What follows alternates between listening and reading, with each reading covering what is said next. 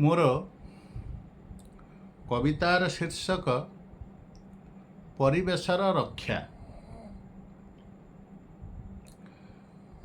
ଚତୁରତାରେ ପଶୁ ଭିତରେ ବିଲୁଆ ଅଟେ ଏକା।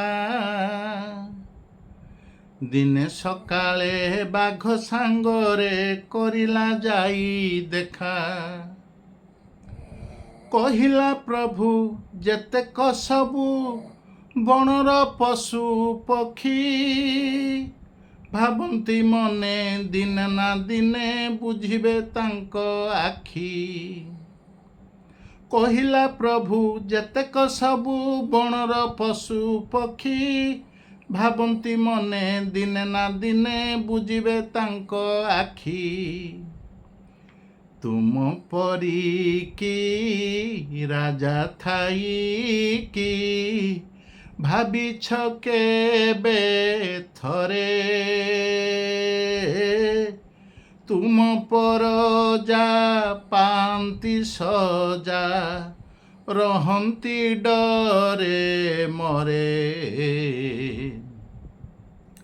ମଣିଷ ଆସି ଜଙ୍ଗଲେ ପଶି କାଟନ୍ତି ଗଛ ସଦା, କେମିତି ଭାବେ ବଞ୍ଚିବୁ ଏବେ ଜଙ୍ଗଲ ହେଲେ ପଦା।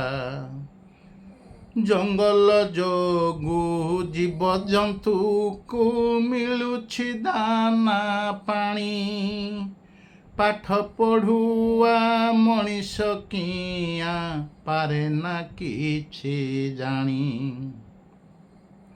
କଥାର ବାଗ ଜାଣିଲା ବାଘ ମନରେ କଲା ଚିନ୍ତା, କେଡ଼େ ବୁଦ୍ଧିଆ ସତେ ବିଲୁଆ କହୁଛି ହିତ କଥା। ଏହି ସମୟରେ କଟାସ କହେ ବୁଦାମୂଳରୁ ଆସି, ଗାଁରେ ଥିଲି ଶୁଣି ଆସିଲି ଜାଣିଲେ ହେବ ଖୁସି। ସଭା ସମିତି ହୁଅଇ ନୀତି ଗାଁରେ କେତେ, ସଭା ସମିତି ହୁଅଇ ନୀତି ଗାଁ ଗାଁରେ କେତେ। ଜାଣିଗଲେଣି ଗଛକୁ ହାଣି ଦୁଃଖ ପାଆନ୍ତି ଯେତେ। ବିଦ୍ୟାଳୟରେ ପାଠ ପଢ଼ାରେ ଦିଆ ହେଲାଣି ଶିକ୍ଷା, ଗଛ ଲଗାଇ କରିବା ପାଇଁ ପରିବେଶର ରକ୍ଷା।